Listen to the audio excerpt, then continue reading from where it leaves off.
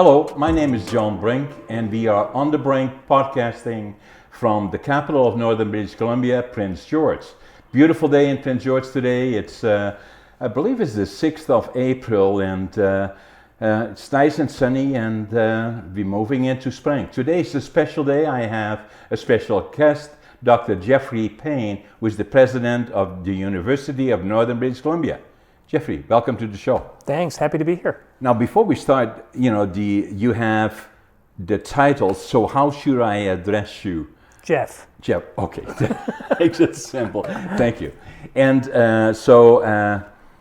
then, tell me a little bit about your history, because I think you were from the Eastern Seaboard, maybe Newfoundland, Yep. So tell me a little bit about that. Yeah, so I was born in the United Kingdom, and then my family came to Newfoundland when I was very young, 16 months of age, and spent, I would guess, my formative years in Newfoundland. Went to school there, did my university education there, did my bachelor's, master's, and PhD.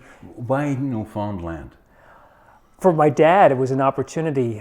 So he was a fish geneticist, and there was an opportunity for him to come and work at the Department of Fisheries and Oceans in St. John's.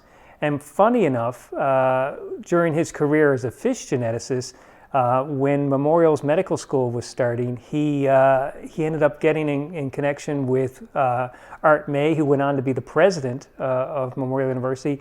And suddenly he was now working at the medical school as a geneticist, not a fish geneticist, but a geneticist. So that's how we ended up coming to St. John's. Yeah. And a geneticist, a fishery geneticist in particular, what is that? So he would be able to look at fish and then do an analysis, and depending on their genetic makeup, tell, this salmon came from this region, this salmon came from that region. So we got very interested in sort of the genetics and the genome that made up fish, and then that sort of translated into human genetics, and he was very interested in sort of the genetics of people in Newfoundland, and then relating that to specific diseases, in particular specific cancers that were forming, that they were seeing in Newfoundland. As they occurred in fish? No, as they occurred in people. Why? It was just this transition that he went through from sort of fish, and basically genes are genes, and when you would talk to him, and so going from fish, then he went into studying humans, and that was the bulk of his career then at Memorial University until his retirement in sort of the early 2000s. And is he still with us? He is still. He's moved back to the United Kingdom. So interesting. So he lives just outside of London now. Unbelievable, eh? So I grew up in St. John's. I went to school there, did all my university education there. At Memorial? At Memorial. And then I went on to Yale University and did a post-doctoral. And Yale University is a very famous university. Yes, very famous university. It was a great opportunity to go and Yale, Harvard, all at that same level. All right? At that same level, yeah. So it was great to sort of, it was a bit of a cultural shock to go from St. John's to New Haven, Connecticut. I would say, yeah. But we had a great number of years there, and from there, opportunity presented itself to join the Northern Medical Program. So you did your master's at Memorial, yeah. Your doctorate at Memorial, and then your PhD. No, so the doctorate at Memorial, and then after I got my doctorate degree, I then went on to Yale and did a post-doctoral. It's not really What does that mean, really? Because the best way that I describe it to people is almost like an apprenticeship. So you've got your trade, right. You've got your sort of ticket, and you're going to work with somebody to sort of expand on your knowledge and skills and things like that. So I got my PhD, and then when I was at Yale, spent a number of years sort of doing different types of research and things related to my field. So now it looks to me, from looking at your bio and things that I kind of looked up about you, is that you focused on the medical side of all the things that you did, and you wrote an amazing amount of papers and documents, and have for a long time, more than, I don't know what is normal, but appear to be more than normal. Is that true? So well in excess of 40. Yeah, well in excess of 40. I mean, every discipline is different. But I've been able to continue to publish, even while moving into administrative roles. I've been able to continue research. I still have a lab at the university, but I don't spend too much time in there anymore. But I have collaborations with a number of individuals around the world. In particular, right now, this work that I'm doing with the University of British Columbia on heart valves. Yeah.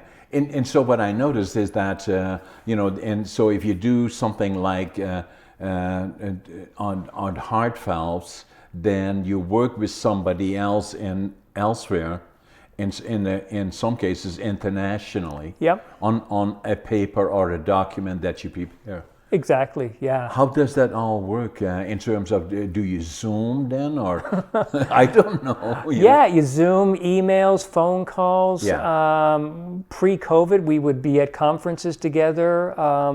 And so really it's just coming together with people that are like-minded, that have an interest in an area.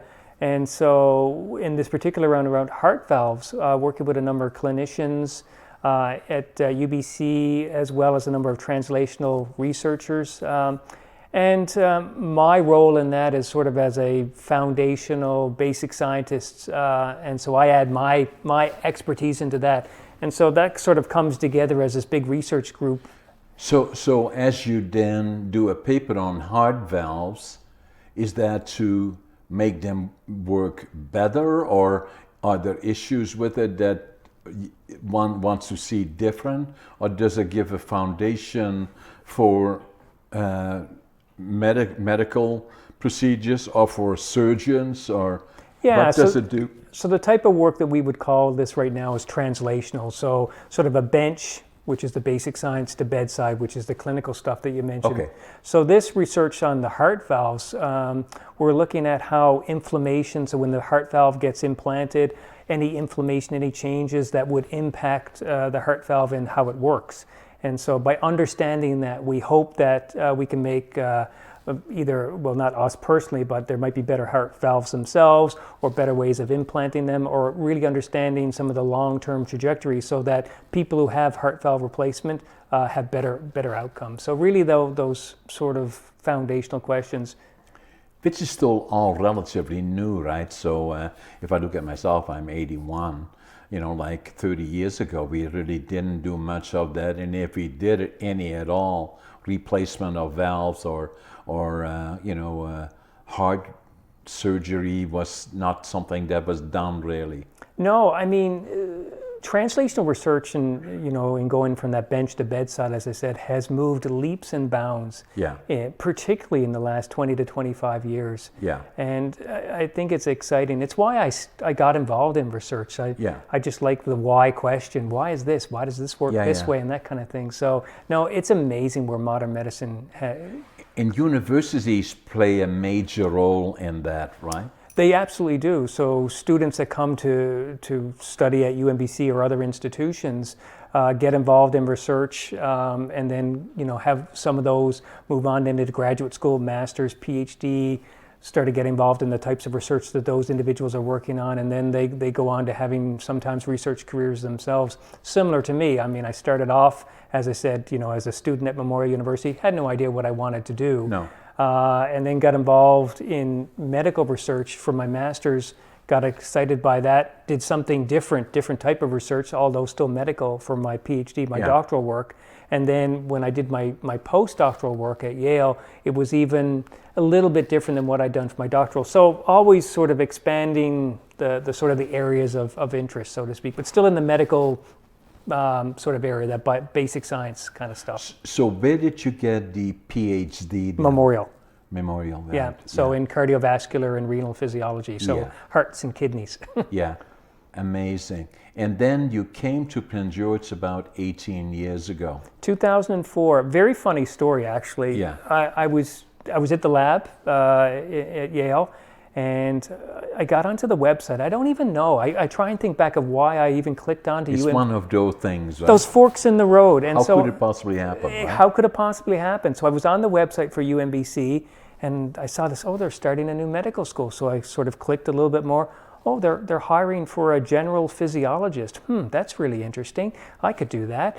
And then I looked, the job closes like in the next day or so. So I sent an email along, and the then provost of the day emailed me back and said, you need to talk to so-and-so, if you've got any questions. It was Dave Snadden. So myself and Dave Snadden, who was the founding dean of the Northern Medical Program, chatted. And next thing you know, I'd applied. I showed up here around December of 2003, interviewed for the job, and he called me back in January of 2004, said, So you got it. Would you like to come out to Prince George? I said, absolutely. And so embarks the journey to come here. And I was the first faculty that the Northern Medical Program hired. Yeah, amazing. And see how far it has come. Yeah, it's been quite a ride for 18 years, that's for sure. Yeah, it's amazing really if you look at it, and from my perspective, I came here in 1965 and Prince George then was known as a boomtown, right?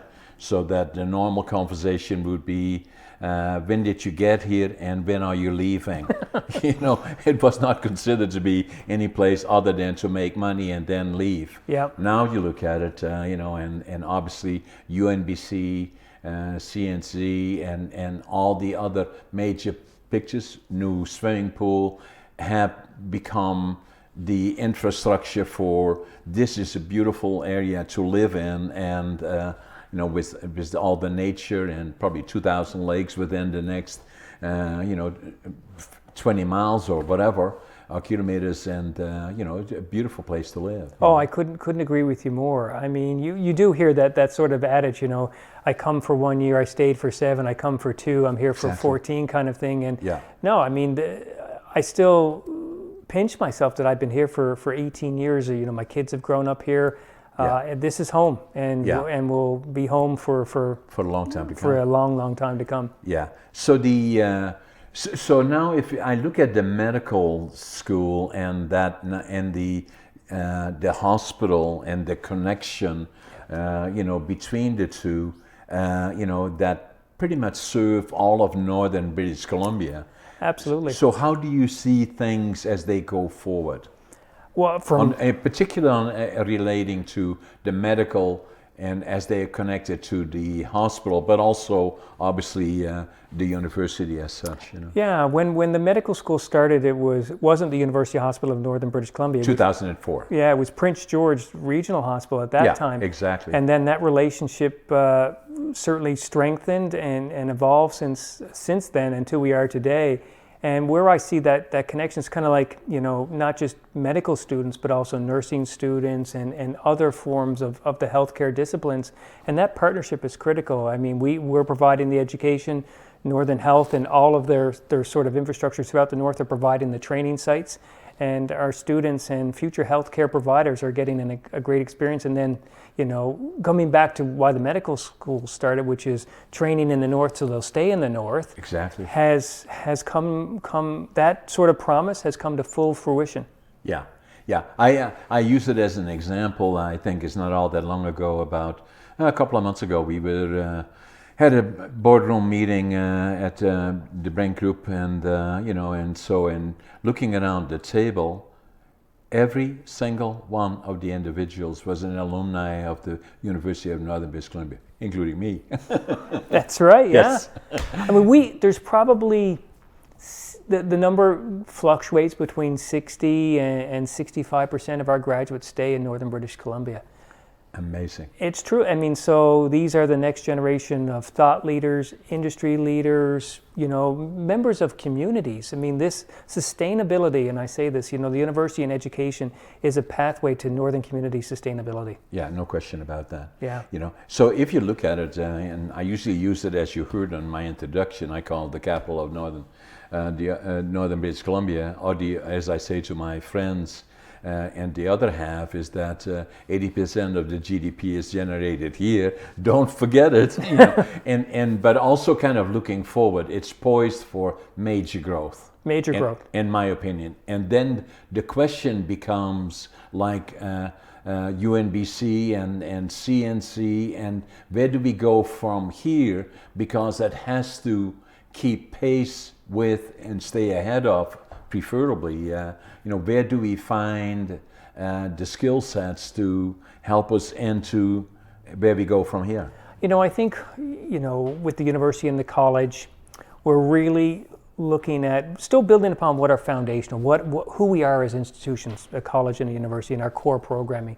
But we're also adaptable to where the world is changing. And you think here at UNBC, with the engineering programs coming, with new programs inside of our business school, our MBA, we're always trying to sort of evolve to where the students and where the needs are, but still knowing what we are in terms of a core, in terms of who we are as an institution. And then looking behind us, there we see the building. Yes. There we see mass timber and the the technologies. Absolutely.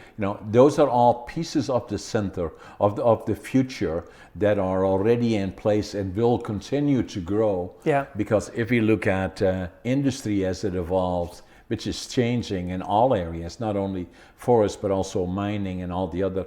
We have a huge amount of resources here, that are still untapped, that require further manufacturing, and hopefully we will produce products for new markets, and that means having a university that is expanding, a CNC. I talk about a center of excellence as well that reflects BCIT in a way. Yeah. And between UNBC and CNC, and that because the challenge will be, and when I had the opportunity to help CNC to acquire the Trades and Technology Center, Yep. My presentation then was that it's not the resources that we lack, it's not the access to market or the transportation system or the entrepreneurship or the finances. What will be the challenge to find the workforce, the skill sets that we can employ to build those new products for new markets? That's where the major challenge is. I agree, and I think this is where universities, to your comment, John, is that we are sort of continuing to be at the forefront, or trying to meet the demands, the expectations of the university students coming in. It's not just, I'd like to get a degree. It's, I'd like to get a degree, and I'd like to do all this as well. And where does this set me up for the future in terms of my career aspirations and destinations? So we are always, we know our sort of our core, but we're also being pushed by our students, our next generation of students, about where we need to be in order to meet their demands. Yeah. Now, obviously, you come through a difficult period because of COVID. We all have, right? Yeah. And how is that affecting your students now, your intake, and you're close to May when you get your graduations and all that? Yeah. I mean, COVID, you're right, has been absolutely challenging for all of us. And, I still remember March 11th when I sent out my first communication to the university community. I said, don't worry, it seems to be in the Lower Mainland, everything's fine. 3 days later, I was sending out another communication. Everything's online now. And, we've continued to navigate, to pivot, to use these words that have become commonplace in our sort of our lexicon of speaking to one another now. In terms of the university, it's been challenging. I mean, we're a university built on experiential learning, touching, getting your hands dirty, so to speak, and some stuff translates well into an online space, some things don't. And so it definitely, huge kudos to the faculty and the staff for transitioning and moving things online. And as we come back out of that now, though, there are definitely some lessons learned, some opportunities I think have come out of COVID that, there's some things that we can do in the online space that are really going to increase the reach and breadth for UNBC. And then there's some things that we will just get back to doing as we've always done, because that's who we are as UNBC. So it has been challenging. It's nice to have the students back on campus that we've had for this year, still following all the guidelines and things like that. And yeah, you're right, we're going to have our first face-to-face convocation since 2019 coming up on May the 27th. Yeah, May 27th. May 27th, yeah. And so now, how about foreign students? Because a fairly sizable percentage of students were foreign students, are foreign students. Yeah, it's certainly been extremely challenging for the international students getting to UNBC. We had a number that were already here that were, I mean, when the pandemic hit, that were stuck. They couldn't go home. There was nowhere to go. No. And so we certainly supported them. As things, the restrictions of certainly around travel have begun to release as we've moved through the pandemic, we're starting to see our international students come back, both at the undergrad and at the graduate level. So there's definitely, good to see them coming back as well. The other thing that's really interesting about COVID that we, and I've said this to the provincial government, is we sent everybody home. We said, if you can go home to your home communities, and because of the pandemic. And we started to see students coming back and hanging out in our classrooms and in our hallways. And we're like, why are you back? Well, the Wi-Fi doesn't work in our home community. Yeah. And so if we are really going to increase the sort of the reach, we need to get behind more infrastructure out in sort of, the regional and rural areas about Wi-Fi and connectivity and everything like that. And we need to push hard on that. Yeah, you have already done quite a bit of that in terms of having other centers all in the northern area. Yeah. And the way you would see it is further expanding. Expanding that sort of reach, and looking at things differently. It's hard and expensive to run fiber into a community of 20 or 30 homes or 50 homes. Are there other ways of getting that access, satellite, things like that? So we're really starting to, and I refer to that as the lemonade out of the lemons of COVID, of really thinking differently about education, how we deliver it. Still holding true to who we are, though, as an institution. As I said, that's our core in terms of experiential learning and that. Yeah, one of the things that I've seen, and I think BCIT is doing a lot of work in that direction, and as well as other organizations, is saying that there is such a shortage of skill sets, in all areas. I'm not talking a particular area, but maybe medical, may it be organizations like us, manufacturing, design, engineering, and all those things, and saying that maybe what has to happen is the whole redefinition of skills, that rather than having to train in a framework that takes 4 years, that we narrow it down and then from there on expand to just get access to people that, at least for some particular qualifications, that that can use those skill sets already in the workplace and expanding it from that. I agree, and we've already begun with accelerated nursing programs, accelerated education programs, things that you said, John, you're right, where you can get the theory, but then there's opportunities to get out into the workforce quicker and then build upon that theory, so it doesn't, what would normally take 4 years, you can do in 3, and now you're already working in that 4th year and, sort of impact. And it serves a need, because it's a desperate shortage, also further accelerated by COVID-19, obviously, but but even then it appears like there is always a shortage. Like, say, for doctor offices can't find the nurses or cannot find the qualifications, and is that all a work in progress, that we kind of look at things and saying, what we took for granted as that's the way it is, maybe has to be re-examined and say, do we have to do this different? I agree, and I think that's the changing landscape of higher education. COVID has definitely been a lever for that. You're absolutely right. The workforce shortage is huge and is increasing. So where did the university play a role in that, in terms of providing opportunities for students coming in, getting their skills and knowledge so that they can go out into the workforce? But how can we shrink that? How can we shorten that so they're ready to hit the workforce earlier? They can begin to make those impacts in industries and things like that. As well, too, as the industries, as you said, are continuing to adapt and change and modify so quickly, it's not like students need to be ready from where we are now. It's how do they be ready for where we're going to be in 3 years or 5 years? Exactly. And things. And so how can we sort of think differently in terms of shortening, enhancing, and getting them out into the workforce earlier for certain disciplines? And we're definitely looking at that. Yeah, and especially like UNBC, which, relatively speaking, as 30 years is hard to imagine, but but it's still, relatively speaking, a young university that is expanding in an area that is growing substantially in different times, and I can see huge opportunities in terms of further expanding on making it unique, so that people come from far and wide and want to be part of what we are doing here, and saying this is such a new and different approach to whatever it is we do, may it be engineering, may it be medical, may it be all those other things. I'm always so excited about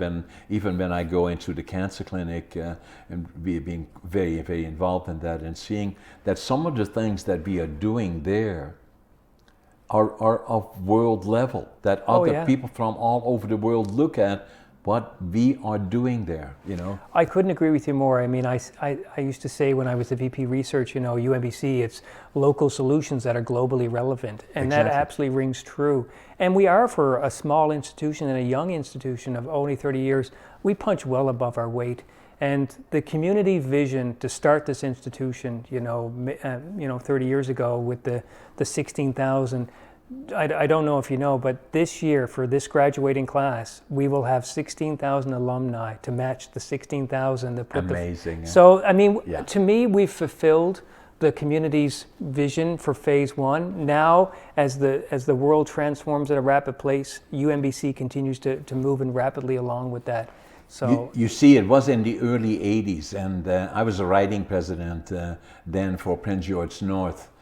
Between 83 and 91, actually, and just one of the things that we always wanted to do is get a University of Northern British Columbia, not that name necessarily, but have a university here, because we couldn't keep the people here, because every time they were leaving, they went to another university elsewhere, and they stayed there. They didn't, by and large, not come back, and it was a battle to do that, and so, the number of people, that are well known, were all over Northern British Columbia to bring people on board. Then we got the push between the signatures, the 16,000, and I was one of them.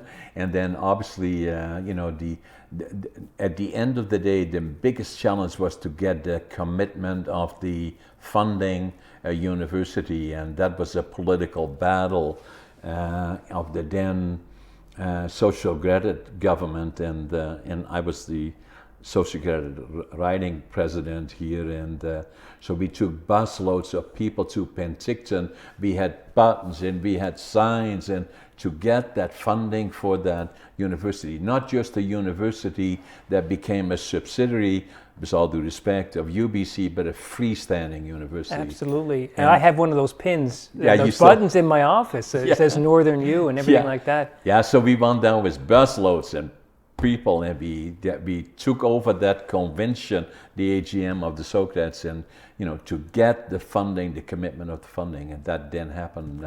Stan Hagen was the Minister of Finance, and but it was a battle. But think now, if you go back and what that battle was, and and folks like yourself, and fighting so hard for having a university, here in Northern British Columbia, what it's achieved now with 16,000 graduates.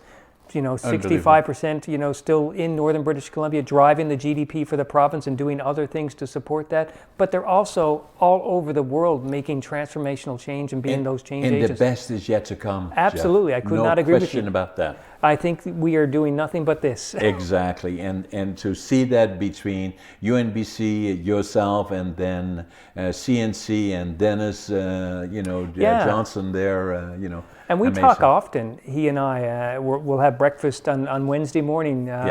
We have a standing breakfast meeting. We're always looking at ways to find that collaboration, those opportunities, because what Dennis and I say is, individually we have our mission and mandates as post-secondary, the college in New Caledonia, University of Northern British Columbia. Great. But I think collaboratively we can do something that individually we cannot do. And so we're always having those conversations of where those synergy points, because at the end of the day, who benefits? It is, the communities of northern British Columbia, or wherever those students that happen to come to our institutions to get that experience go on to next. I agree. And I believe that the other part is the center of excellence, as I call it, that will fit here as well, and is something that, we have been pushing for quite a while already, as you well know, and I think it's just a matter of time until with the UNBC and CNC and the community behind it will be achieved here as well. And we've got seeds of that, as you pointed to out there with the Wood Innovation Design Center and the Wood Innovation Research Lab. I mean, absolutely. Those are building blocks that we can utilize for sure. Yeah, absolutely. And so then, as you look forward, then now hopefully being post-COVID, any other expansions planned? Because the location of the university is also so unique, but there is a lot of area around it. Yeah, I mean, in terms of expansion, I mean, we're looking at our program offerings. We've launched the 5 new faculties at UNBC, so we're looking at those synergies internally and then where we can build upon that. So I see excitement in that, building upon such of our programs like our engineering and nursing, education, those types of programming. And then in terms of new programming, I mean, we're in nascent sort of thinkings and discussions. There's been a lot of talk about the shortage of access to good veterinary care. And so we've been looking at just some early ideas about could UNBC be a home for a new vet school.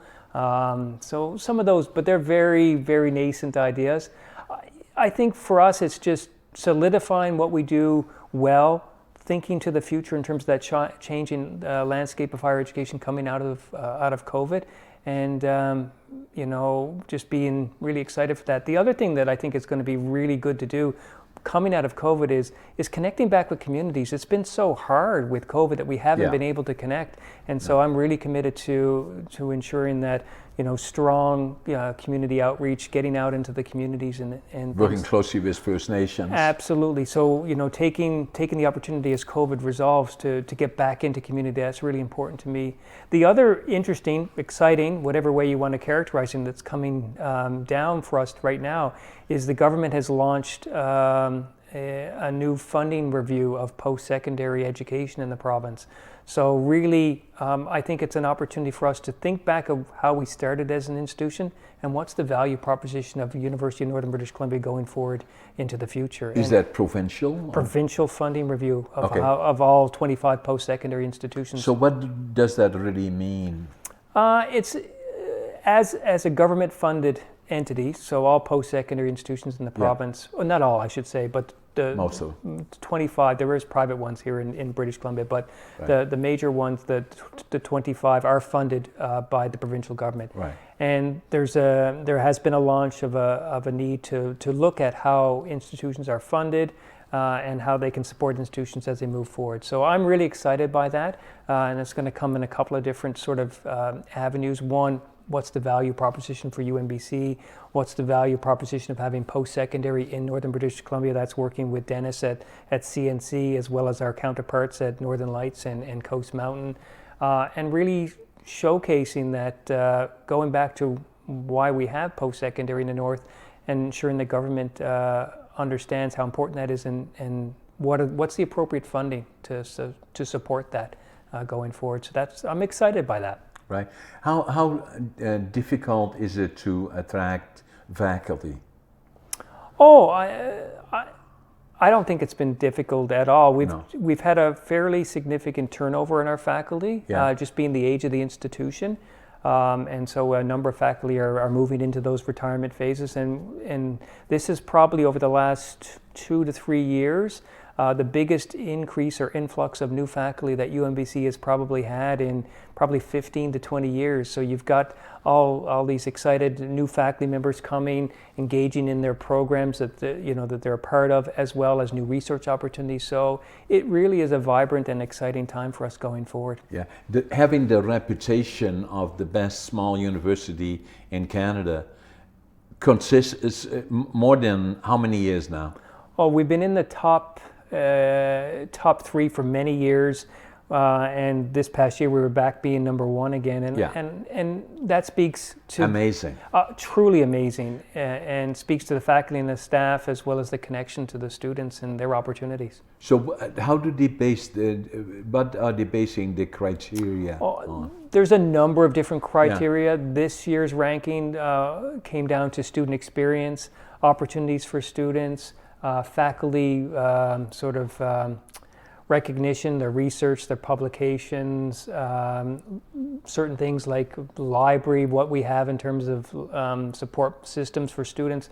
A number of things feed into that, but it's really great to be recognized in that. And you're right, if I was a student thinking about where I would want to go to school, what better place than UNBC as the number one small research-intensive I would university? Look at what is the best university, right? Absolutely. You know, yeah, no, it's an exciting time, that's for sure. And you're right, coming out of COVID, I think there's a lot of pent-up energy demand.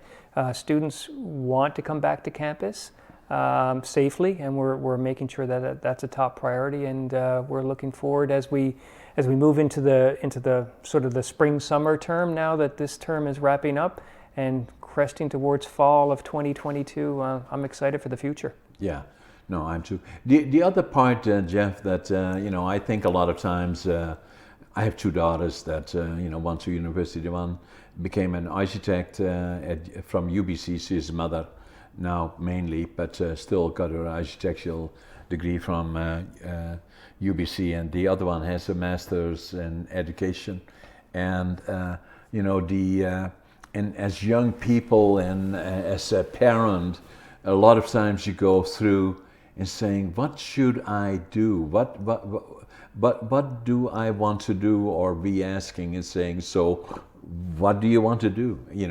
So how giving young people exposure to trades of some sort, or to have them become more knowledgeable about the different directions, because it's so important in life to find that, as you do with passion, to find that choice of career, coincidental sometimes, because of your dad and the exposure you got there, likely, and the same as my daughters, is that how do you guide them in that direction, and how do they get exposure to it, Yeah, I think, as any student coming in or, thinking about coming to UNBC, it's about, finding their passion, what excites them. Not everybody knows where the journey will take them. No. So I think our role as an institution is to provide as many opportunities. Sometimes students start on one journey and they go in a different journey. I was similar. I started one direction and went in a different direction while I was doing my undergrad, and I think that's fine. You just want to ensure that we support our students in whatever. We used to call UNBC a destination university, and one of our staff members at UNBC said, we should think about that differently. It's not about UNBC as the destination, it's we're the pathway to whatever destination a student wants to go to. So I think that's really exciting, because our students go all over the place after they've had their time here at UNBC. And so I think it's just tapping into that passion, supporting them on that journey, and making sure that we meet their expectations of what they want to achieve. And to me, that excites me. And like you might, my daughter is now a graduate of UNBC. She came through, she finished her education degree last year. What did she study? What's her name? Emily. So Emily. Yeah, so she's now a teacher. So you have two kids. Boy, girl? Or? Boy, girl. So my daughter Emily graduated from UNBC last year. So she's now with an education degree, so she's now teaching.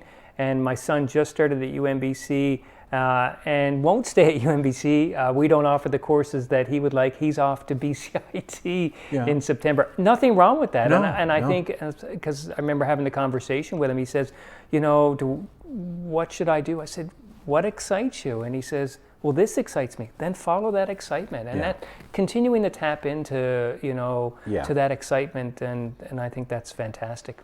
Yeah. The other thing that's, I gave you a copy of my book, right? Yes. Yeah. So I'm writing another book that will come out July the 8th, and the book is I am a classic case of attention deficit disorder. the ADHD, and so I probably there used to be stigma around that. There still is, but less so now.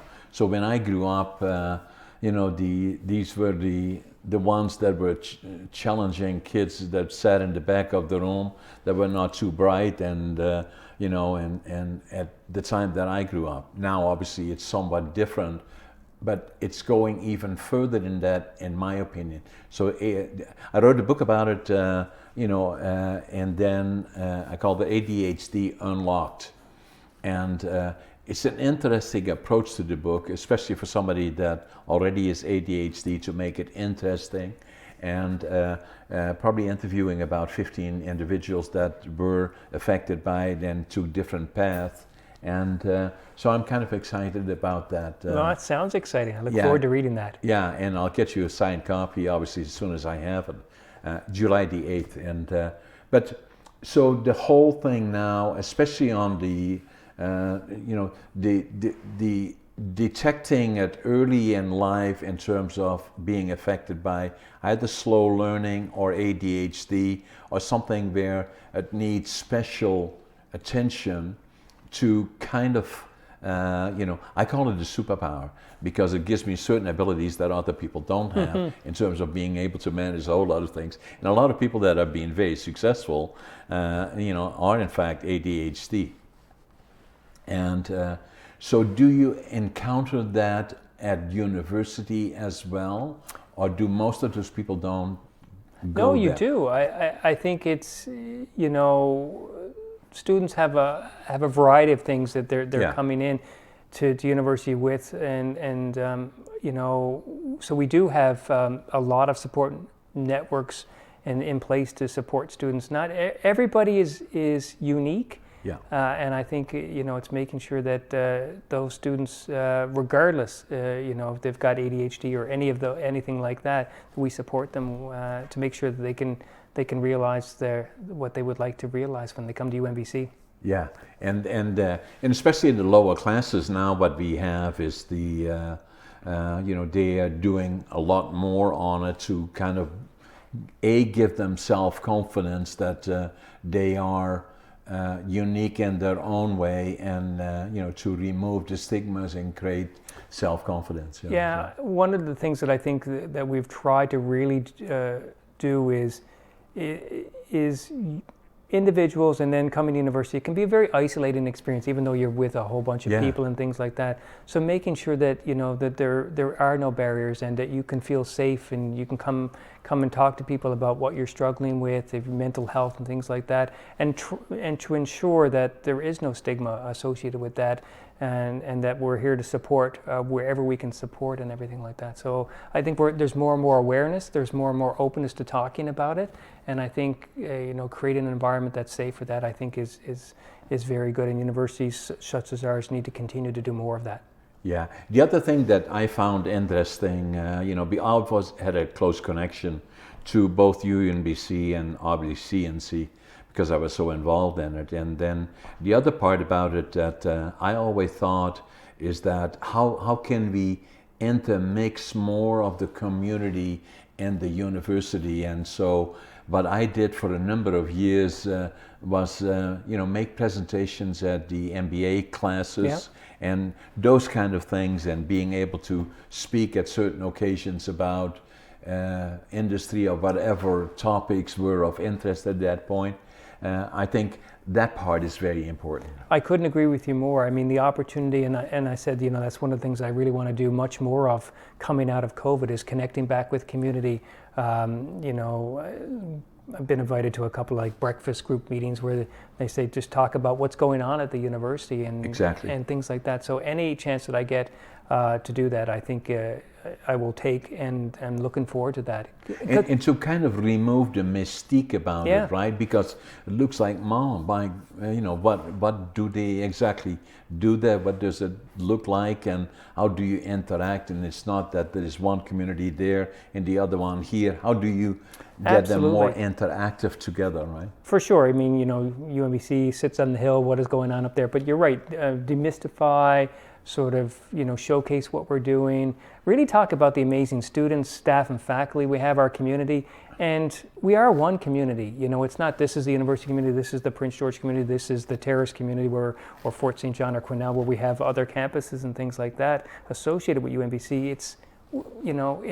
It's really, as you said, just getting out and talking with people about what we're doing and hearing ideas.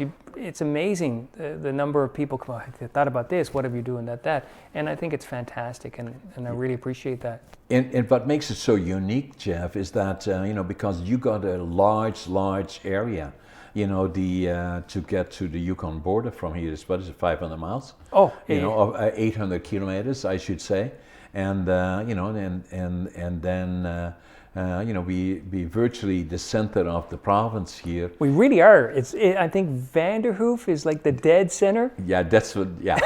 Which means for all intents it's close, right? Yeah, so, we're close. Yeah, for sure. But here at UNBC, we've got the Prince George campus, but we also have educational offerings going on in Quesnel, Terrace, Fort St. John.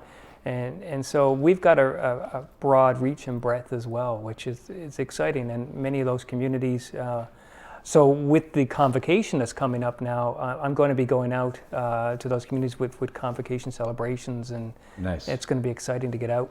Yeah, and so that likely will expand because, as the university expands, which makes your university different than most others, is because of the huge territory that it covers, right? Absolutely. So even though we, those communities, then we also have opportunities to expand and engage with other communities, throughout the north, not just those as well. And that, as you said, that increases that reach and breadth and expansion. So it's exciting time. It is. Yeah.